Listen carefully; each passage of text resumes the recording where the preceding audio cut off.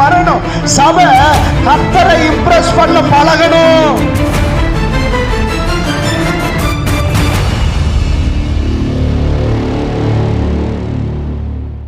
யாவரும் எடுத்து வாசிக்கலாம். ஓசியாவின் புத்தகம் 6வது அதிகாரம் அதனுடைய 4 6 வரை உள்ள வசனங்களை ஒருவர் வாசிக்கலாம். சத்தமாக வாசிக்கலாம்.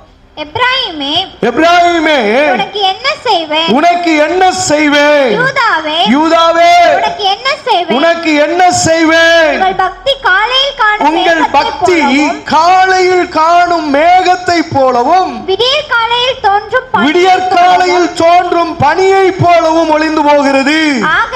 ஆகையால் தீர்க்கதரிசிகளை கொண்டு அவர்களை வெட்டினேன், என் வாய்மொழிகளை கொண்டு அவர்களை அதம் பண்ணினேன். உன்மேல் வரும் தண்டனைகளின் வெளிச்சத்தை போல் வெளிப்படும். பலியை அல்ல இரக்கத்தையும் தகன பலிகளை பார்க்கிலும் தேவனை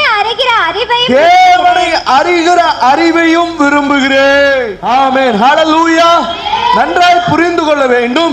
இஸ்ரவேலுடைய 12 கோத்திரத்தை பார்த்துதான் ஆண்டவர் இங்கே அங்கலாய்க்கிறார். எப்ராயிம் என்றால் இஸ்ரவேல் என்ற அர்த்தம். இஸ்ரவேலை குறித்தும் யூதாவை குறித்தும் கர்த்தர் அங்கலாய்க்கிறார். ஆமென். கடந்த நாட்களிலும் நம்மை குறித்தும் கர்த்தர் ஒருவேளை இப்படி அங்கலாய்த்திருப்பாரோ என்று எண்ண துணிகிறது. ஹல்லேலூயா. புரிந்து கொள்ள வேண்டும். ஆண்டவர் பக்தியை குறித்து, ஆண்டவர் நம்முடைய பக்தியை குறித்து கொஞ்சம் அங்கலாய்க்கிறார். உங்களுடைய என்னுடைய பக்தி எவ்வளவா, எந்த ஸ்டாண்டர்டில் அல்லது எந்த நிலையில அல்லது எந்த குவாலிட்டியில இருக்கிறது என்பதை குறித்து ஆண்டவர் நம்மோடு கூட இடைபடுகிறார். புரிந்து கொள்ள வேண்டும் தேவ பிள்ளைகளே. ஆண்டவர் நம்மோடு கூட கேட்கிற ஒரு காரியம் என்ன தெரியுமா? உங்களுடைய பக்தி எப்படி இருக்கிறது? எப்ராயிமை குறித்து சொல்லுகிறார். சபை மாறணும், ஒரு டிரான்ஸ்ஃபர்மேஷனுக்குள்ள வரணும். சபை கர்த்தரை இம்ப்ரெஸ் பண்ண பழகணும். கர்த்தரை இம்ப்ரெஸ் பண்ண பழகலைன்னா நம்ம யாரை இம்ப்ரெஸ் பண்றோம்? கர்த்தரை இம்ப்ரெஸ் பண்றோமா இல்ல உலகத்தை இம்ப்ரெஸ் பண்றோமா? என் நட, என் உடை, என்னுடைய செயல்பாடு உலகத்துக்கு பிடிச்சிருந்துச்சுன்னா நான் காடை இம்ப்ரெஸ் பண்ணல. காடை என்ன பண்ணல? தேவனை நான் இம்ப்ரெஸ் பண்ணல. என் தேவனை நான் கவரவில்லை. என்னுடைய கவர்ச்சி, என்னை கவர்றது யாராதான் இருக்கணும்? என் நடக்க, என்னுடைய செயல், என்னுடைய ஒவ்வொன்றும் யாரை கவர்ந்து இழுக்கணும் தெரியுமா? ஆண்டவரை கவர்ந்து இழுக்கணும். அதை விட்டுட்டு யாரையோ ஒரு ஆளை, வெளியில் இருக்கிற ஆளை கவர்ந்து இழுத்துருச்சுன்னா அது எனக்கு ஆபத்து. அதான் உலக சிநேகம் தேவனுக்கு விரோதமான. ஏன்னா அது என்னுடைய நடக்க, என் செயல்பாடு அதுக்கு பிடிச்சிருந்துச்சுன்னா, உலகத்துக்கு பிடிச்சிருந்துச்சுன்னா உலகம் என்னென்ன பண்ணும்? ஹல்லேலூயா. ஆமா, நல்லா புரிஞ்சுக்கணும். சாரா நவரோஜி அம்மா நல்லா பாடுகிற ஒரு நபர். சாரா நவரோஜி அம்மா, அது மட்டும் தான் நமக்கு தெரியும் இல்லையா? அவங்க நல்ல அபிஷேகத்தில் நிறைஞ்சு எழுதி வைத்த பாடல்கள் தான் இன்றைக்கும் சபைக்குள்ள அந்த அனாயிட்டிங்க கொண்டு வந்துட்டு இருக்கு. ஹல்லேலூயா. ஆமா ஆமா, நல்லா புரிஞ்சுக்கிங்க. அப்படி உலகம் அவர்களை கவர்ந்து இழுக்க ஒரு வாய்ப்பு அவர்களுக்கு நேராக வந்தது. என்ன தெரியுமா? அவருடைய குரல் கேட்டு ஒரு சினிமா தயாரிப்பாளர் அல்லது ப்ரொடியூசர் யாரோ ஒரு ஆள், நீங்க நல்லா பாடுறீங்களே, நீங்க சினிமாவில் பாடலாமே, சினிமாவில் பாடினா உங்களுக்கு நல்ல வாய்ப்பு இருக்கு அப்படின்னு சொல்லி அவரிடத்துல ஒரு வாய்ப்பை வைக்கும் பொழுது அந்த நேரம் மனங்கசார்ந்த அழுது அந்த தாயார் பாடின பாடல் தான் என்ன தெரியுமா? உம் பாதம் பணிந்தேன் என்னாலும் துதியே உம்மையன்றி இந்த உலகத்தை நான் பாட மாட்டேன். அதுக்காக நான் வரல. நான் உம்மைத்தான் பாடுவேன் ஆண்டவரே, உம்மைத்தான் துதிப்பேன் ஆண்டவரே. இந்த உலகம் அல்ல, நீரே என்னுடைய நேசர். ஹல்லேலூயா. என் அன்பு இப்ப எங்க இருக்கு? நான் யாரை நேசிக்கிறேன்? நான் யாரை விரும்புறேன்? ரொம்ப முக்கியம். உலகத்தை நேசிக்கிறேனா? உலகத்தின் மேல அன்பு காட்டுகிறேனா? தேவனிடத்துல பிரியமா இருக்க முடியாது. தேவனிடத்துல பிரியமா இருக்க முடியாது. தேவனிடத்துல பிரியமா இருக்க முடியாது. ஹல்லேலூயா. என் அன்பு விடிய காலத்துல தோன்றுகிற புகையை போல மாறிவிடக் கூடாது. தேவைக்காக காக்காவும் பிடிக்க கூடாது, தேவைக்காக ஆண்டவரிடத்துல வரக்கூடாது. ஏதாவது ஒரு தேவைன்னா முழங்கால் போட்டு மணிக்கணக்கா ஜெபிக்கிற நான் நீங்களும் ஆண்டவருக்கு பிரியமா ஏதாவது செய்ய வேண்டுமே என்று சொல்லி நாம் எப்பொழுது ஜெபிக்கிற நபர்களாய் மாறுகிறோமோ காட் இம்ப்ரெஸ் ஆயிடுவாரு. இதான் என் பிள்ளை, ஹல்லேலூயா, இதான் என் பிள்ளை. நம்ம ஏன் ஆசீர்வாதம் தடைபடுது? ஏன் ஆண்டவரிடத்துல இந்த நன்மையை பெற்றுக்கொள்ள முடியல? ஏன் தெரியுமா? நம்மளால ஆண்டவரை இம்ப்ரெஸ் பண்ண முடியல. நம்மளால ஆண்டவரை நம்மளை நாமளே இம்ப்ரெஸ் பண்ணிட்டு இருக்கோம். நம்ம குடும்பத்தை நாம இம்ப்ரெஸ் பண்ணிட்டு இருக்கிறோம், உலகத்தை இம்ப்ரெஸ் பண்ணிட்டு இருக்கோம். பாருங்க எவ்வளவு அழகா ஜெபிக்கிறோம், மற்றவங்களை இம்ப்ரெஸ் பண்ணிட்டு இருக்கிறோம் இல்லையா? காட் சொல்லணும், என் பிள்ளை எவ்வளவு அழகா ஜெபிக்குது, என் பிள்ளை என்ன எவ்வளவு அழகா தேடுது. காட் சொல்லணும், நான் மற்றவங்களை இம்ப்ரெஸ் பண்றதுக்கு தான் ஜெபிச்சிட்டு இருக்கிறேன். நான் ஜெபிக்கிற மாதிரி யாருமே சபையில ஜெபிக்க மாட்டாங்க. நான் ஜெபிக்கிற மாதிரி, நான் பைபிள் படிக்கிற மாதிரி யாருமே பைபிள் சபையில இல்ல. அந்த கம்பேரிசன் வேண்டாம். என் ஜெபத்துல கர்த்தர் இம்ப்ரெஸ் ஆகுறாரா? என் வேத வாசிப்புல கர்த்தர் இம்ப்ரெஸ் ஆகுறாரா? அதுதான் வேணும், அதுதாங்க வேணும். அதை விட்டுட்டு வேற எதையோ தேடுற. உலகத்தின் புகழ் அல்ல, உலகத்தின் மேன்மை அல்ல, உலகத்தின் ஆசபாசங்கள் அல்ல, என் ஆண்டவருடைய அந்த அந்த அந்த பாராட்டுதல், என் ஆண்டவருடைய அந்த இரக்கமே எனக்கு தேவை. ஹல்லேலூயா, புரிந்து கொள்ள. அதனாலதான் எரேமியாட்ட ஆண்டவர் அங்கலாய்க்கிறார். எரேமியா 2வது அதிகாரம் 2வது வசனத்தை வாசிக்கும் பொழுது, எரேமியா 2வது அதிகாரம் 2வது வசனத்தை வாசிக்கும் பொழுது வாசிக்கலாம். நீ போய் எருசலேமின் செவிகள் கேட்க கூப்பிட்டு சொல்ல வேண்டியது என்னவென்றால், விதைக்கப்படாத தேசமாகிய வனாந்திரத்தில் நீ என்னை பின்பற்றி வந்த உன் இளவயதின் பக்தி. அந்த இடத்துல அன்புன்னு போடுங்களேன், உன் இளவயதின் அன்பு. ஹல்லேலூயா, நீ வாழ்க்கைப்பட்ட போது உனக்கு இருந்த நேசத்தை நினைச்சிருக்கிற அப்படின்னு சொல்றாரு. ஹல்லேலூயா, இங்க அதே தான் சொல்றாரு. எருசலேம் ஜனத்திட்ட, இஸ்ரவேல் ஜனத்திட்ட அதே, இப்ராஹிமே நான் உனக்கு என்ன செய்வேன், யூதாவே நான் உனக்கு என்ன செய்வேன். ஹல்லேலூயா, இங்கே அதுதான் இஸ்ரவேல் ஜனத்திட்ட போய் எருசலேமை பார்த்து கூப்பிட்டு சொல்றாரு, நீ வாழ்க்கைப்பட்ட போது உனக்கு இருந்த அந்த பக்தி, இளவயதின் பக்தி, இளவயதின் பக்தி என்ன நினைச்சிருக்கிறேன். ஆரம்பத்தில் வரும்போது, தேவனை தேடி வரும் பொழுது ஆரம்பத்தில் கொண்டிருந்த அந்த அன்பு, ஆரம்பத்தில் கொண்டிருந்த அந்த பக்தி, கர்த்தர் எனக்காக எதையும் செய்வார், கர்த்தர் எனக்காக எல்லாவற்றையும் செய்வார் என்கிற விசுவாசம் எல்லாம் தகர்ந்து போய் கிடக்கிறது. தகர்ந்து போய் கிடப்பதற்காக அவள் அழைக்கவில்லை, உன்னை நிலை நிறுத்தும்படிதான் அழைத்தார். ஹல்லேலூயா, என் பக்தி வேஷமா இருக்கா? என் பக்தி வேஷமா இருக்கா? இருக்கக்கூடாது. நான் வேஷமுள்ள ஒரு மனுஷனா இருக்கக்கூடாது. என் பக்தி உண்மை உள்ளதா இருக்கணும். ஹல்லேலூயா, ஆமா, வாழ்ந்தாலும் உமக்காக தான், மரித்தாலும் உமக்காக தான். அந்த அனுபவம் ஒவ்வொரு தேவ பிள்ளைகளுடைய வாழ்க்கையில இருந்துச்சுன்னா அதுதாங்க ஆசீர்வாதம், அதுதான் ஆசீர்வாதம். அதனால அங்கலாய்க்கிறார், இஸ்ரவேல் ஜனத்தை பார்த்து அங்கலாய்க்கிறார். எரேமியா மூலம் அங்கலாய்க்கிற விஷயம் அதுதான். எருசலேமின் செவிகள் கேட்கும்படி கூப்பிட்டு சொல்ல வேண்டியது என்னவென்றால், விதைக்கப்படாத தேசம் வனாந்திரத்துல உன்னை நடச்சும் போது நீ உனக்கு இருந்த அந்த பக்தி இருக்கலாம், உன் இளவயதின், நீ என்னை பின்பற்றி வந்த உன் இளவயதின் பக்தி, நீ வாழ்க்கைப்பட்ட போது நீர்தான் என்னுடைய தேவன், நீர்தான் என்னுடைய நேசர், நீர்தான் என்னுடைய எல்லாவற்றிற்குமானவர் அப்படின்னு சொல்லி அந்த ஆரம்பத்தில் கொண்டிருந்த அந்த நேசம், அப்பா உங்களை எல்லாமே எனக்கு யாரும் இல்லைன்னு சொல்லி கொண்டிருந்த அந்த அன்பு இப்ப எங்க, இப்ப எங்கன்றாரு. ஹல்லேலூயா, எங்க போச்சு உன் பக்தி, எங்க போச்சு உன் அன்பு, எங்க போச்சு உன் ஸ்நேகம், எங்க போச்சு உன்னுடைய எல்லாம். ஹல்லேலூயா, ஹல்லேலூயா. இன்னைக்கு ஆராதனையே ஒரு நிகழ்வா தான் போச்சு. வர்றோமா, ஒரு 2 பாட்டு பாடுவாங்க, ஆராதிச்சுட்டு போவோம், அப்படி ஒரு ஆயிடுச்சு. ஆராதனை என்பது நிகழ்வா இல்ல, ஆராதனை என்பது வழக்கம் அல்ல, ஆராதனை என்பது வாழ்க்கையாய் மாறணும். ஆராதனை வாழ்க்கையா மாறாத வர உனக்குள்ள தேவனை நேசிக்கிற அன்பு இருக்கவே இருக்காது, இருக்காது, வாய்ப்பே இல்லை. இது ஒரு பாரம்பரியமா நீ வந்துட்டு போனீன்னா நீ ஆண்டவரை நேசிக்க முடியாது. ஆராதனை வாழ்க்கையா மாறுச்சுன்னா நீ தேவனை நேசிக்க முடியும்.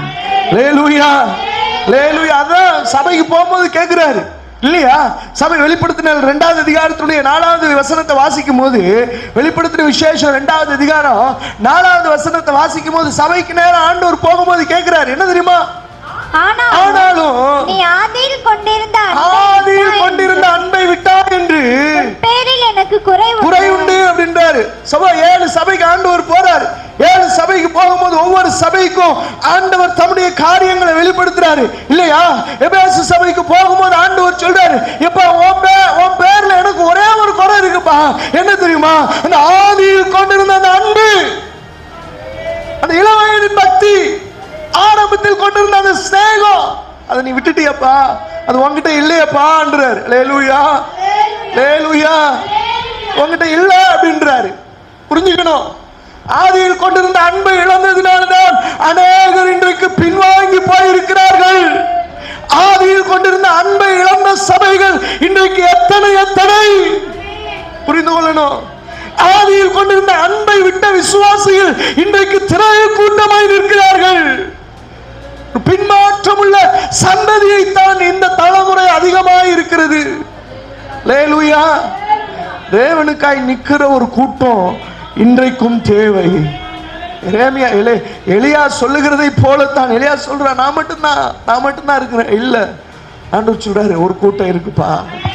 இந்த நாட்களிலும் கர்த்தருக்காய் வைராக்கியமாய் நிற்கிற ஒரு கூட்டத்தில் நீங்களும் நானும் இருக்கணும். அல்லேலூயா. ஆண்டவர் சபையை பேச சபையை பார்த்து அங்கலாய்க்கிறார். என்னப்பா, உங்ககிட்ட எல்லாமே நல்லதா இருக்கு, ஆனா ஆதியில் இருந்த அன்பு இல்லையப்பா. உங்ககிட்ட ஆராதனை சரியா இருக்கு. இன்னைக்கு இருக்கிற எல்லா திருச்சபைகளிலும் ஆராதனைக்கு பஞ்சமே இல்லை, ஆராதனைக்கு பஞ்சமே இல்லை, செய்திக்கு பஞ்சமே இல்லை, சாட்சிக்கு பஞ்சமே இல்லை, காணிக்கைக்கு பஞ்சமே, எல்லாத்திலையும் பஞ்சம் இல்லை. ஆனா அன்பிற்கு பஞ்சம் இருக்கிறது. தேவனை நேசிக்கிற பிள்ளைகளுடைய எண்ணிக்கை குறைவா இருக்கிறது. ஆண்டவரை நேசிச்சா ஆண்டவருக்காக வாழும். ஆண்டவரை நேசிச்சா ஆண்டவருக்காக எதையாவது செய்யணும்னு துடிச்சுக்கிட்டே இருக்கும் அதோட இருதயம். இன்னைக்கு அது இல்லாததுனால போறோம் வர்றோம் அப்படின்ற லெவல்ல போயிடுச்சு. அல்லேலூயா. அதுக்கு பஞ்சம் இல்லை. அதுதான் ஆண்டவர் சொல்ற, எல்லாம் பெர்ஃபெக்டா இருக்குப்பா, ஆனா அன்பு இல்லப்பா. ஆதியில இருந்து அன்பு இல்லப்பா. இப்போ ஒரு அன்பு இருக்கு, அந்த அன்பு நல்லா இல்லப்பா. ஆதியில இருந்துல அந்த அன்பு, அதுதான் எனக்கு வேணும். ஆதியில இருந்துச்சுல ஒரு அன்பு, அதுதான் எனக்கு வேணும். ஆண்டவர் அதுதான் எபேசு சபையை தேடி போய் சொல்றாரு. ஆதியில கொண்டிருந்த அன்பு, ஆதியில கொண்டிருந்த அந்த அன்பு, அதுதான் எனக்கு வேணும். நீ எல்லாம் சகிச்சிட்டு இருக்கிற, நீ அதெல்லாம் சரிதான், ஆனா என் மேல அன்பு இல்லாம நீ என்ன சகிச்சாலும் அது வீணல்லவோ. சத்தியத்துக்காக நிக்காம, வசனத்துல நிக்காம நீ வைராக்கியமா நின்னாலும் அது வீண்தான். நீ ஓடுற ஓட்டம் பிரயோஜனம் உள்ள ஓட்டமா இருந்தா மட்டும்தான் ஆசீர்வாதமா இருக்கும். அல்லேலூயா. பாருங்க, தேவைக்காக ஆண்டவரை தேடுகிற கூட்டத்துல நீங்களும் நான் இருக்க கூடாது. என் தேவனுடைய தேவையை நிறைவேற்றுகிற கூட்டத்தில் நீங்களும் நான் இருக்கணும். அல்லேலூயா. ஆமா, சிலருக்கு ஆண்டவர் ஒரு பேங்க் மாதிரி, அவர் தேவைப்படும் போது ஸ்வைப் பண்ணிக்கிறது, பிரேயரை வச்சு ஸ்வைப் பண்ணிக்கிறது இல்ல. ஆனா எத்தனை பேர் கேட்டிருப்போம், உம்முடைய தேவை என்ன ஆண்டவரே, உம்முடைய தேவை என்னன்னு நீங்க கேட்டுட்டீங்கன்னா கொட்டிடுவார் ஆண்டவர். இவ்வளவு தேவை இருக்குப்பா, அழிந்து போகிற ஜனம் தான் என்னுடைய மீட், அதுதான் என் தேவைன்னு சொல்லுவார். அல்லேலூயா. நமக்கு 1000 தேவை இருக்கும், ஆனா ஆண்டவருக்கு ஒன்னே ஒண்ணுதான், உன்னை போல அவனையும் நான் நேசிக்கிறேன். அல்லேலூயா, அல்லேலூயா. புரிஞ்சுக்கணும். ஆதியில் கொண்டிருந்த அன்பை எப்ப நம்ம இழக்கிறோம் சொல்லுங்க? எப்ப இழக்கிறோம்? ஆதியில் கொண்டிருந்த அன்பை எப்ப இழக்கிறோம்? எப்ப நம்மளை நேசிக்கிறோமோ அப்ப ஆதியில் கொண்டிருந்த அன்பை இழக்கிறோம்.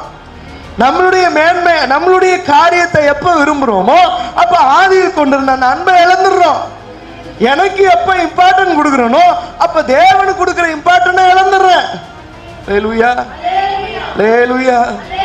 புரிஞ்சுக்கணும். தேவனுக்கு முக்கியத்துவம் கொடுக்க பழகுங்கள், உங்களுடைய வாழ்க்கை முக்கியத்துவம் பெறும். என்ன வசனம் அப்படித்தான் சொல்லுது, என்னை கனப்படுத்துகிறவர்களை, அவ்வளவுதான். நான் தேவனுக்கு இம்பார்ட்டன்ட் கொடுத்தேன்னா என் வாழ்க்கையை அவர் இம்பார்ட்டன்டா மாத்திடுவாரு. அவ்வளவுதான். நான் தேவனை முதன்மையா வச்சிட்டேன்னா என்னை அவர் முதன்மையா மாத்திடுவாரு. அவ்வளவுதான். இந்த ரகசியம் அதுதான். ரகசியத்தை விட்டுட்டு நான் என்ன முதன்மைப்படுத்துகிறதும் எனக்கான மேன்மையை தேடுறதும் என் வாழ்க்கையில பிரதானமா மாறிச்சுன்னா என் வாழ்க்கை இம்பார்ட்டனா மாறாது, மாறாது. லேலுயா, லேலுயா. புரிஞ்சுக்கணும், புரிஞ்சுக்கணும். சிம்பிள் தான். வாழ்க்கை மாறாம ஆசீர்வாதத்தை பெற முடியாது. ஆதியில ஆண்டவரை ஏற்றுக்கொள்ளும் போது இருந்த அந்த அன்பு, ஆதியில ஏற்றுக்கொள்ளும் போது இருந்த விசுவாசம், ஆதியில ஏற்றுக்கொள்ளும் போது இருந்த அந்த வைராக்கியம், ஆதியில ஏற்றுக்கொள்ளும் போது இருந்த அந்த பிரியம் இப்ப இல்லையேன்றார். இப்ப இருக்கா? கொஞ்சம் ஆராய்ஞ்சு பாருங்க. உங்க பக்தி எப்படி இருக்கு? ஆதியில ஜீவனை கொடுக்கிற அளவுக்கு பக்தி இருந்துச்சு. இப்ப எப்படி இருக்கு? காலையில விடிஞ்ச உடனே காணாம போகிற பனியை போல மாறிடுச்சே, பனியை போல் மாறிவிட்டதே. லேலூயா. அத ஆண்டவர் விரும்பல, அத ஆண்டவர் விரும்பல. சபையே ஆண்டவர் உன்னை நேசிக்கிறார், சபையே ஆண்டவர் உன் மேல் பிரியம் வைக்கிறார். அதனாலதான் நீ திரும்பி வரமாட்டாயோ என்ற ஏக்கத்தோடு ஆண்டவர் அங்கலாய்க்கிறார். புரிந்து கொள்ளணும், புரிஞ்சுக்கணும். தேவனுடைய அங்கலாய்ப்பு இருதயம் புரிஞ்சிருச்சுன்னா நீ திரும்பி வந்துருவ. தேவனுடைய இருதயத்தின் அங்கலாய்ப்பு உனக்கு தெரிஞ்சிருச்சுன்னா நீ தேவனிடத்துல திரும்பி வந்துருவ. ஆதி அன்புல உன்னை கட்டிக்குவ. அல்லேலூயா. அதனாலதான் வாச நீதிமான் 7 தடவை விழுந்தாலும் ஆண்டவர் எழுப்பி விடுவேன். ஏன் தெரியுமா? உன் மேல இருக்கிற அன்பு, உன் மேல இருக்கிற அந்த அங்கலாய்ப்பு, என் பிள்ளை அப்படின்னு சொல்ற அங்கலாய்ப்பு. அல்லேலூயா. அதனாலதான் ஆண்டவர் திரும்ப திரும்ப அவனிடத்துல வருகிறார். திரும்ப திரும்ப திரும்ப திரும்ப தீர்க்கதரிசிகளை அனுப்பிச்சு விடுறார் இல்லையா? அதாங்க சொல்றார், தீர்க்கதரிசிகளை அனுப்பி என்ன பண்ண இல்லையா? உன்னை அனுப்பிச்சு விட்டேன். இயேசு கிறிஸ்து எருசலேமை பார்த்து மனங்கசந்து சொல்றார் இல்லையா? எத்தனையோ முறை உன்னை கூட்டி சேர்க்க மனதா இருந்தேன், உன்னிடத்தை அனுப்புகிற தீர்க்கதரிசியை எல்லாம் கல்லறிந்து கொலை செய்தாயே. கோழி தன் குஞ்சுகளை கூட்டி சேர்க்கிற வண்ணமாய் எத்தனையோ முறை உன்னை கூட்டி சேர்க்க மனதா இருந்தேன், ஆனாலும். அல்லேலூயா. புரிஞ்சுக்கணும், புரிஞ்சுக்கணும். நம்ம பக்தி எப்படி இருக்கணும் தெரியுமா? பக்தி காணல் நீரை போல இருக்கக்கூடாது. நம்முடைய பக்தி ஏதோ மறைஞ்சு போகிற ஒரு புகையை போல இருக்கக்கூடாது. நம்முடைய பக்தி எப்படி இருக்கணும் தெரியுமா? யாக்கோபு 1வது அதிகாரம் 26வது வசனத்தை வாசிக்கும் பொழுது, யாக்கோபு 1வது அதிகாரம் 26வது வசனத்தை வாசிக்கும் பொழுது, உங்களில் ஒருவன் தன் நாவை அடக்காமல் தன் இருதயத்தை வஞ்சித்து தன்னை தேவ பக்தி உள்ளவன் என்று எண்ணினான், அவனுடைய தேவ பக்தி வீணாயிரு. நாவை அடக்காம இருதயத்தை வஞ்சித்துட்டு வர்றது போதெல்லாம் பேசிட்டு எல்லாவற்றையும் இருதயத்துக்குள்ள வைத்துட்டு கசப்ப வைத்துட்டு பல காரியங்கள், தேவன் அருவருக்கிற காரியங்களை உள்ள வச்சுக்கிட்டு எதையாவது ஒண்ணு பேசிக்கிட்டு நீ நல்லா ஜெபிச்சேன்னு உன் பக்தி பிரயோஜனம் உள்ள பக்தின்னு ஆண்டவர் சொல்றாரு. இல்ல, உன் பக்தி பிரயோஜனமற்றது, உன் இருதயம் சுத்தமா இல்ல, உன்னாவை உன்னால பாதுகாக்க முடியல அப்படின்ற உன் பக்தி அருவருக்கத்தக்கதுன்னு ஆண்டவர் சொல்றாரு. லேலூயா. இல்லங்க, அதற்காக தேவன் என்னை அழைக்கல. ஒரு புறஜாதியான மனிதனை கவனித்து பாருங்கள். வேதத்துல அவனை குறித்து வேதம் இப்படியாய் சொல்லுகிறது. அப்போஸ்தலர் 10வது அதிகாரத்துடைய 2வது வசனத்தை கவனிக்கும் போது பல முறை நான் அதை குறித்து ஆச்சரியப்பட்டிருக்கிறேன். ஆண்டவரை இன்னும் அவன் ஏற்றுக்கொண்டு ஞானசானம் பெறாத ஒரு மனிதன், அவனை குறித்து ஞானசானம் பெறுவதற்கு முன்பதாக, பரிசுத்த ஆவியின் அபிஷேகத்தை பெறுவதற்கு முன்பதாக அவன் சாட்சி பெற்று விட்டானே ஆண்டவருடைய கரத்திலே. அல்லேலூயா. வாசிக்கும் போது வேதம் அப்படி சொல்லுகிறது, அவன் தேவ பக்தி உள்ளவனோ, தேவன் மேல் அன்பு கொண்டவனாக அவனை காண்கிறார் ஆண்டவர். தேவனுடைய காரியத்திலே அவன் உண்மையாய் இருக்கிற மனிதனாய் ஆண்டவர் அவனை பார்க்கிறார். தன்னை நேசிக்கிற ஒரு மனிதனாய் பார்க்கிறார். எப்படி நேசிக்க முடியும் சொல்லுகிறார். வேதம் என்ன சொல்லு தெரியுமா? தேவன் மேல அன்பா இருக்கிறதுக்கு அடையாளம் என்ன தெரியுமா? தொடர்ந்து வாசிக்கும் போது, வீட்டார் அனைவரோடும் பயந்தவனும். ஜனங்களுக்கு அடையாளத்தை புரிஞ்சுக்கணும். நீ தேவனை நேசிக்கிறதுக்கு அடையாளம் முதல்ல நீ தேவனுக்கு பயப்படுற மனுஷனா இருக்கணும். நீ தேவனுக்கு பயப்படுற மனுஷனா இருந்தீன்னா நீ தேவனை நேசிக்கிற மனிதன் என்கிற அடையாளம் உன்னில வெளிப்படும். தேவனுக்கு பயப்படாத மனுஷனா இருந்துட்டு நீ எப்படி தேவனை நேசிக்க முடியும்? 2வது அடையாளம் என்ன தெரியுமா? ஜனங்களுக்கு மிகுந்த தர்மங்களை செய்து நீ இரக்கமுள்ளவனாய் மாறணும். நீ தேவனுக்கு பிரியமுள்ள மனுஷனா இருக்கிறேன்னா உன் 2வது அடையாளம் என்ன தெரியுமா? நீ இரக்கமுள்ளவனாய் இருக்கணும். உன் கரங்கள் யாருக்கும் அடைத்து வைக்கப்பட்டதா இருக்க கூடாது. கூடுமான வரை ஏழைகளுக்கு நன்மை செய். ஏழைகளுக்கு அதுதான் உண்மையுள்ள பக்தின்றார் ஆண்டவர். அதுதான் உண்மையுள்ள பக்தின்றாரு. 2 பேதுரு 3வது அதிகாரம் 10வது வசனத்திலையும் 11வது வசனத்திலையும் இப்படியாக வேதத்திலே வாசிக்கலாம். ஒரு எச்சரிப்பு ஆண்டவர் நமக்கு கொடுக்கிறார். என்ன தெரியுமா கொடுக்கிறாரு? கர்த்தருடைய நாள் இரவிலே திருடன் வருகிற விதமாய் வரும். வரப்போகுதுப்பா, கர்த்தருடைய வருகை வரப்போகுது. அப்பொழுது வானங்கள் மடமட என்று அகன்று போகும், பூதங்கள் வெந்து உருகி போகும், பூமியும் அதிலுள்ள கிரியைகளும் எரிந்து அழிஞ்சு போகும். இப்படி இவைகள் எல்லாம் அழிந்து போகிறதா இருக்கிறபடி நீ உன்னுடைய ஆசை, உன்னுடைய விருப்பம், உன்னுடைய எதிர்பார்ப்பு, நோக்கம் எது மேல இருக்கு? அழிந்து போகிற பொருட்கள் மேல இருக்கு. அவைகள் எல்லாம் அழிஞ்சு போகும் ஆண்டவர் சொல்றாரு. இப்படி நீங்கள் எப்படிப்பட்ட பரிசுத்த நடக்கையும் தேவ பக்தியும் தேவ அன்பு உள்ளவர்களாய் நீங்க இருக்கணும் தெரியுமா? அழிந்து போகிற பொருட்கள் மேல உங்களுடைய நம்பிக்கையும் உங்களுடைய வைராக்கியத்தையும் வைத்து விட்டு அழியாமல் இருக்கிற அந்த பரிசுத்தத்தை நீங்க இழந்து விட்டுற கூடாது, இழந்து போயிடக்கூடாது. அல்லேலூயா. ஒரு மனுஷன் தேவன் மேல அன்பா இருந்தான்னா உலகத்தின் காரியங்களை எல்லாம் வெறுத்துருவான். நேற்றைய இரவு ஒரு செய்தியை கேட்டேன். அகஸ்டின் ஜெபக்குமார் அவர்களுடைய செய்தி. அதிலே ஒரு காரியத்தை அவர்கள் ஒரு விளக்கத்தை சொன்னார்கள். மோசே எகிப்தை இழக்கும் பொழுது அந்த கஜானாவில் இருந்த கோல்டுடைய மதிப்பு எவ்வளவு தெரியுமா? 50,000 டன் என்று சொல்லப்படுகிறது. 50,000 டன், 50,000 கிலோ என்று சொல்லப்படுகிறது. அல்லேலூயா. சாரி, 50,000 கிலோ இல்ல, 50,000 டன் என்று சொல்லப்படும். ஒரு டன் 1000 கிலோ, 50,000 × 1000 போட்டுக்குங்க. அல்லேலூயா. அப்படிப்பட்ட அந்த கஜானாவை எல்லாவற்றையும் தூக்கி எறிந்து விட்டு தேவ ஜனத்தோட பாட அனுபவிப்பதை தெரிந்து கொண்டான் என்று வேதம் சொல்லுகிறது. அல்லேலூயா.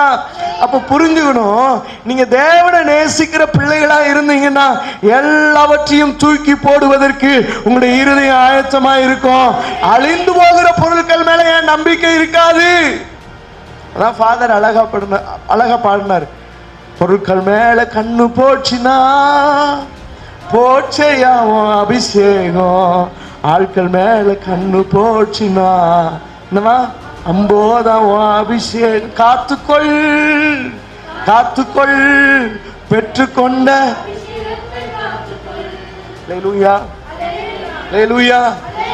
புரிஞ்சுக்கணும், நான் எப்படிப்பட்டவனா இருக்கிறேன். வேதம் எனக்கு எச்சரிப்பு கொடுக்குது. நான் அன்பை இழந்தவனா ஒரு நாள் நான் இருக்கக்கூடாது. அல்லேலூயா. தேவன் நேசிக்கிற நபரா, தேவன் நேசிக்கிற மனிதனா நீங்களும் நானும் மாறணும். அப்படி மாறலைன்னா பரிதாபம் தானே. மாறலைன்னா பரிதாபம் தானே. 1 தீமோத்தேயு 6வது அதிகாரத்துடைய 11, 12 வசனங்களை வாசிக்கும் பொழுது, 1 தீமோத்தேயு 6வது அதிகாரத்துடைய 11, 12 வாசிக்கும் பொழுது வாசிக்கலாம். தேவனுடைய மனுஷனே, தேவ பக்தியையும் விசுவாசத்தையும் பொறுமையும்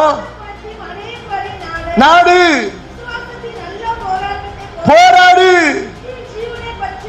நித்திய ஜீவனை பற்றிக்கொள். அதற்காகவே நீ அழைக்கப்பட்டாய். அல்லேலூயா. தேவ பக்தியா வாழணும்னா ஒரு போராட்டம் இருக்கு, இல்லைன்னு இல்ல. ஏன்னா வசனம் அதுதான் சொல்லுது. அன்றியும் தேவ பக்தியாய் நடக்க மனதாய் இருக்கிற யாவரும் துன்பப்படுவார்கள் வசனம் சொல்லுது. சில நேரம் தேவன் மேல அன்பு காட்டும் போது உலகம் நம்மள பயங்கரமா பகைக்கும், நெருக்கும். அல்லேலூயா. அதெல்லாம் கண்டுக்காம, அதெல்லாம் ஒரு பொருட்டா எண்ணாம, என் தேவனுக்கா எல்லாவற்றையும் செய்ய நான் ஆயத்தமா இருக்கிறேன் என்கிற வைராக்கியத்தோடு நீயும் நானும் நின்னோம்னா நிச்சயமா நீயும் நானும் காடை இம்ப்ரெஸ் பண்ற நபர்களா மாறிடுவோம். அல்லேலூயா. தானியேலுக்கு முன்னாடி ஒரு பெரிய காரியம் வருது. நீ ஜெபிச்சேனா உன் உயிர் உனக்கு உன்னுடையது அல்ல என்று சொல்லி ஒரு அறிவிப்பு வரும்போது, என் உயிர் கர்த்தருடையதுன்னு சொல்லி தேவ சமூகத்திலே போய் வழக்கம் போல ஜெபித்தான் அல்லவா? அது அல்லவோ தேவ பக்தி, அது அல்லவோ அன்பு. அந்த அன்பை தான் கர்த்தர் உன்னிடத்திலும் என்னிடத்திலும் எதிர்பார்க்கிறார். இன்றைய மாய்மானமான உலகத்திலே தேவ பக்தி என்று சொல்லி தங்களைத்தானே ஏமாற்றி கொண்டிருக்கிற ஒரு கூட்டம் உண்டு. அந்த கூட்டத்திலே நீங்களும் நானும் இருந்து விடக் கூடாது. ஆண்டவர் சொல்றாரு, எது தேவ பக்தி தெரியுமா? எது தேவ பக்தி தெரியுமா? எடுத்து வாசிக்கலாம்.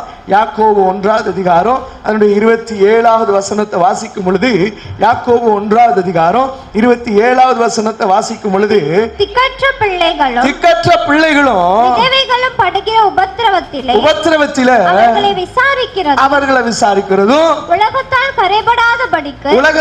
கரைபடாதபடிக்கு தன்னை காத்துக் கொள்ளுகிறதுமே பிதாவாகிய தேவனுக்கு முன்பாக மாசில்லாத சுத்த பக்தியா இருக்கின்றார். அல்லேலூயா. என் பக்தி மறைஞ்சு போகிற புகையை போல அல்ல. என் பக்தி ஸ்டாண்டர்டா மாறணும்னா நான் அறியாதவர்களுக்கும் ஏழைகளுக்கும் திக்கற்றவர்களுக்கும் என்னுடைய கரம் நீட்டப்பட்டு கொண்டிருந்தால் ஒழிய, விசாரித்தால் ஒழிய என்னுடைய பக்தி சுத்தமான பக்தியா மாறாது. ஆண்டவர் சொல்றாரு, உன் பக்தி எப்ப சுத்தமான பக்தியா தேவனுக்கு முன்பாக மாறும் தெரியுமா? நீ அறியாத பிள்ளைகளுக்கும் திக்கற்ற பிள்ளைகளுக்கும் ஏழைகளுக்கும் உன்னுடைய பொருள் எப்பொழுது அவர்களுக்கு உதவியாய் மாறுகிறதோ, ஆதரவாய் மாறுகிறதோ, அப்பதான் உன் பக்தி சுத்தமான பக்தியா மாறும். அதுதான் ஆண்டவர் சொல்றாரு, இரக்கம் பாராட்டுப்பா, இரக்கம் பாராட்டி. சிலருக்கு இரக்கம் பாராட்டி அக்கினி நின்று அவர்களை இழுத்து விடுன்றார். இரக்கம் பாராட்டு. அழிவை நோக்கி போயிட்டு இருக்கிற ஒரு கூட்டத்துக்கு நீ இரக்கம் பாராட்டு.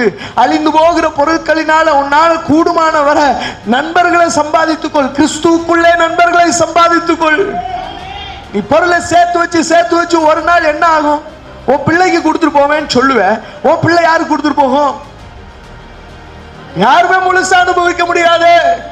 கொரோனா வரும்போது உன்னுடைய பணம் உனக்கு உதவி செய்யலையே, கொரோனா வரும்போது உன்னுடைய சொத்து உனக்கு உதவி செய்யலையே, ஒரு நாள் மரணம் வரும்போது உனக்கு இவைகள் ஒன்றும் உதவி செய்யாது.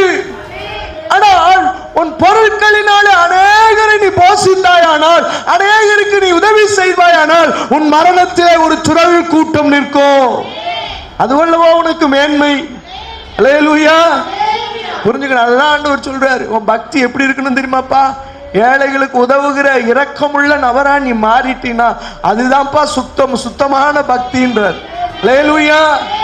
ஆமா. 2வது ஆண்டவர் சொல்றார் வசனம், ஓசியாவின் புத்தகம் 6வது அதிகாரத்திலே 6வது வசனத்தை வாசிக்கும் பொழுது 2வது காரியத்தை சொல்றார். என்ன தெரியுமா? வாசிக்கலாம். பலியை அல்ல இரக்கத்தையும் தகன பலிகளை பார்க்கிலும் ஆண்டவர் என்னத்தை விரும்புறாரு? நீ இரக்கமா இருக்கிறதையும் தேவனை தன்னை குறித்து அறிகிற அறிவையும் தான் கர்த்தர் விரும்புறாரு. நம்ம என்ன நினைக்கிறோம்? மணிக்கணக்கா ஜெபிச்சா கர்த்தர் என் மேல பிரியமா இருப்பார். மணிக்கணக்கா கர்த்தர் என் மேல பிரியமா இருப்பாரு. நிறைய பலி செலுத்தினா கர்த்தர், ஏன்னா இன்னைக்கு ஒரு கூட்டம் அலையுது. என்ன தெரியுமா? 1000 ஸ்தோத்திர பலி வீட்டுல, அது சொல்லாது டிவியில போட்டு விட்டுட்டு இதுல பிரியமா இருக்கிறாரா ஆண்டவர்? இதுல ஆண்டவர் பிரியமா இருக்கிறாரா? எங்கிட்ட ஒண்ணு டிவி கூவிட்டு இருக்கு, நீ ஒரு பக்கம் வேலை செஞ்சுட்டு இருக்க, அவ்வளவுதான். இதுல எப்படி ஆண்டவர் பிரியமா இருப்பாரு? ஒரு புத்தகத்துல இருக்கிறத வாசிச்சுட்டு நீ சொல்லிட்டு இருந்தீங்கன்னா அதுல ஆண்டவர் எப்படி பிரியமா இருப்பாரு? அல்லேலூயா. பலி செலுத்திட்டா 1000 ஸ்தோத்திர பலி செலுத்திட்டா கர்த்தர் என் மேல பிரியமா இருப்பார்? நெவர். ஒரு நாள் பிரியமா இருக்க மாட்டார். நீ இரக்கமாய் இருந்தால், உன் குணாதிசயங்களை இரக்கமுள்ள நபராய் நீ உன்னை மாற்றிக் கொண்டால் உன் மேல பிரியமா இருப்ப. அதுதான் ஆண்டவர் சொல்றாரு. என்ன சொல்றாரு தெரியுமா? பலியை காட்டிலும்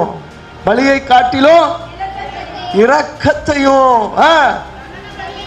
தகன பலியை காட்டிலும் தன்னை குறித்து அறிகிற அறிவையும் தான் ஆண்டவர் விரும்புறார். அதனாலதான் மீகாவுல ஆண்டவர் அங்கலாய்க்கிறார். மனுஷனே 6:8 மீகா 6:8 வாசிக்கும் பொழுது ஆண்டவர் மனுஷனை நம்மை பார்த்து கேட்கிறார், மனுஷனே வாசிக்கலாம், அவர் உனக்கு அறிவித்திருக்கிறார், நன்மை என்னதென்று அவர் உன்னை அறிவித்திருக்கிறார், நியாயம் செய்து இரக்கத்தை சிநேகித்து உன் தேவனுக்கு முன்பாக மனத்தாழ்மையாய் நடப்பதை அல்லாமல் வேற என்னத்தை கர்த்தர் உன்னிடத்தில் கேட்கிறார்? என்னப்பா உன்னை கேட்கிறாரு?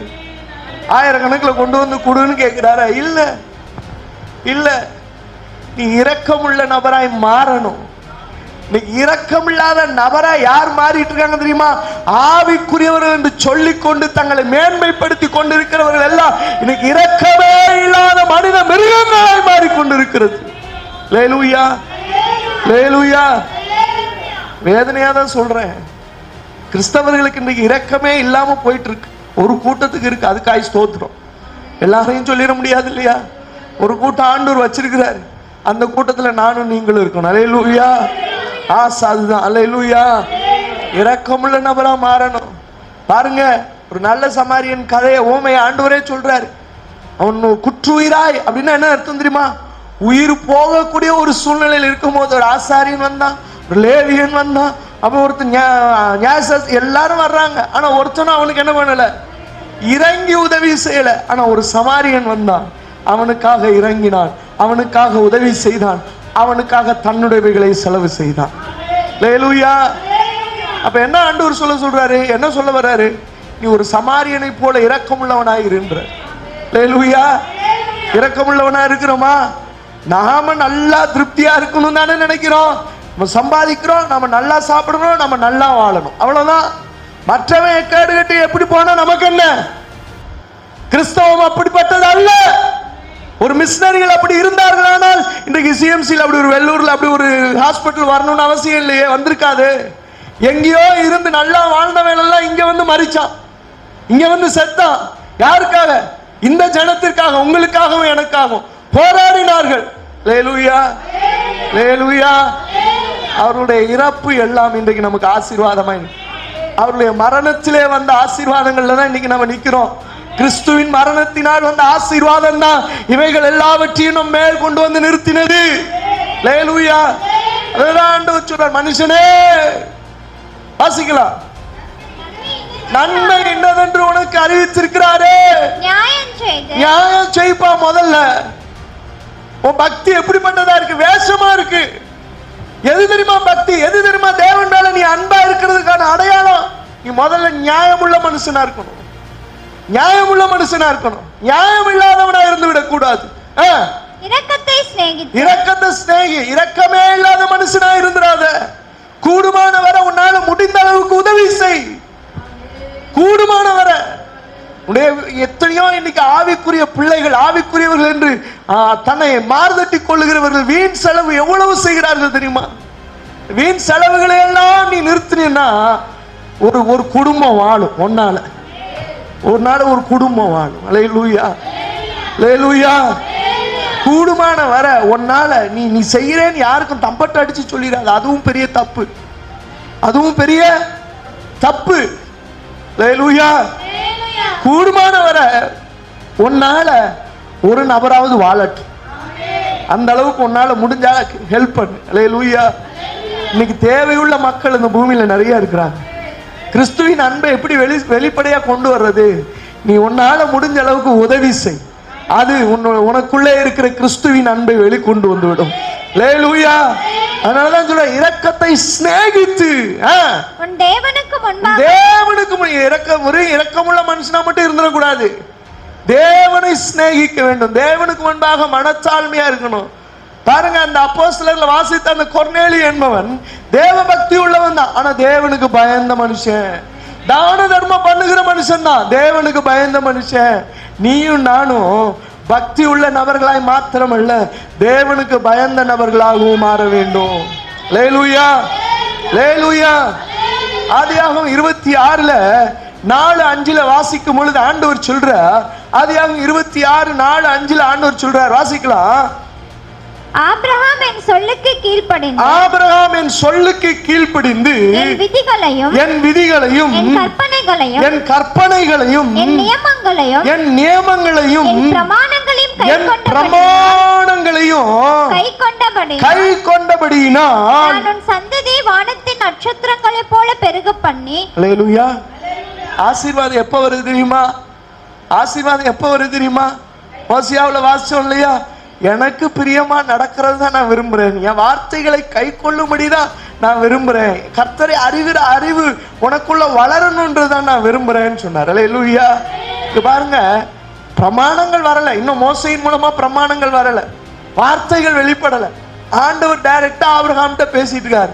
ஆபிரகாமே, நான் என்ன சொல்றேன்? ஆபிரகாம் என் சொல்லுக்கு கீழ்ப்படிந்து என் விதிகளை என் கற்பனைகளை. இதெல்லாம் எங்க இருந்து வந்துச்சு? இதெல்லாம் எங்க இருந்து வந்துச்சு? ஆபிரகாம் கையில பைபிள் இருந்துச்சா? ஆபிரகாமுக்கு தசமபாகம் கொடுக்கணும்னு யார் சொல்லி கொடுத்தா? ஆபிரகாமுக்கு தேவனுக்கு பலி செலுத்தணும்னு யார் சொல்லி கொடுத்தா? இதெல்லாம் அவன் கையில பைபிள் இருந்ததா? இதுல படிச்சு இதை தெரிஞ்சுக்கிட்டேன்னு அவனால சொல்ல முடியுமா? இல்ல, கர்த்தர் அவனோடு பேசினார். காலங்காலமா வந்துச்சு. ஏன்னா ஆபிரகாம் வாலிபனா இருக்கும் போது நோவா அவன் கூட இருந்திருக்கிறார். நோவா கூட இருந்திருக்கிறார். அல்லேலூயா. நோவா சொல்லியிருப்பார்ல இதெல்லாம் கேட்டுக்கொண்டவனாக கர்த்தருக்கு பிரியமுள்ள ஒரு நபரா வாழணும்னு நினைச்சான். அல்லேலூயா. அவனுக்கு கிடைக்காத ஒரு பாக்கியம் உங்களுக்கு எனக்கு கிடைச்சிருக்கு. புத்தக வடிவில் உங்க கையிலையும் என் கையிலையும் வேதாகமம் இருக்கு. எத்தனையோ வீடுகளில் வைத்திருக்கிறோம். வேதாகமத்துக்கு கொடுக்கிற முக்கியத்துவம் எவ்வளவு. அல்லேலூயா. ஆண்டவர் சொல்றார், ஆபிரகாம் என் சொல்லுக்கு கீழ்ப்படிந்து என் விதிகளையும் என் கற்பனைகளையும் நியமங்களையும் என் பிரமாணங்களையும் கை கொண்டபடியினால். அதுதான் சொல்றார் ஆண்டவர் ஓசியாவில். என் வார்த்தையை என்னை குறித்து அறிவு தெரிஞ்சிச்சுன்னா எனக்கு நீ கீழ்ப்படி வேண்டார். கீழ்ப்படிதல் ரொம்ப முக்கியம். கீழ்ப்படிதல் இல்லைன்னா பிரச்சனை. கீழ்ப்படியாத எந்த பிள்ளையும் தேவனால் ஆசீர்வதிக்க முடியாது. அல்லேலூயா. உனக்கு நேர வர்ற கர்த்தருடைய வார்த்தைக்கு நீ கீழ்ப்படியலைன்னா உன்னை எப்படி அவர் ஆசீர்வதிக்க முடியும்? அல்லேலூயா. அல்லேலூயா. உபாகமம் 11:13 வாசிக்கும் பொழுது வாசிக்கலாம். நீங்கள் உங்கள் தேவனாகிய கர்த்தரிடத்தில் உங்கள் முழு இருதயத்தோடும் முழு முழு ஆத்துமாவோடும் அன்பு கூர்ந்து அவரை சேவிக்கும்படி நான் இன்று உங்களுக்கு கற்பிக்கிற என் கற்பனைகளுக்கு கீழ்ப்படிந்தால் நீ உன் தானியத்தையும் உன் திராட்சை. போதும். 10வது அதிகாரத்துடைய 13 வாசிங்க. நான் இன்று உனக்கு கற்பிக்கிற கர்த்தருடைய கற்பனைகளையும் அவருடைய கட்டளைகளையும் உனக்கு நன்மை உண்டாகும்படி கைக்கொள்ள வேண்டும் என்பதே அல்லாமல் வேற எதை உன் தேவனாகிய கர்த்தர் உன்னிடத்தில் கேட்கிறார். வசனத்தின்படி வாழுப்பா அப்படின்னு சொல்றாரு தவிர வேற எதை உன்கிட்ட கேட்கிறாரு ஆண்டவர்? வேற எதை? உனக்கு நன்மை உண்டாகக்கூடிய ஒரு நன்மையை கொடுக்கக்கூடிய ஒரு காரியம் இருக்குன்னா அது என்னுடைய தேவனுடைய வேத புத்தகம் மட்டும்தான். இந்த வேதத்தை கை கொள்ளும்படி தானே ஆண்டவர் இடத்துல கேட்கிறாரு. இவ்வளவு நாள் இந்த சபையோட நோக்கம் என்ன? சபையை கர்த்தர் பூமியில ஸ்தாபிச்சதனுடைய நோக்கம் என்ன? என் பிள்ளைகள் என்னுடைய வார்த்தையின்படி நடக்க மாட்டார்களா என்ற ஏக்கத்தோடு தானே. அல்லேலூயா. இந்த வார்த்தையின்படி உன் வாழ்க்கையை மாற்றினால் அதுதான் ஆசீர்வாதம்.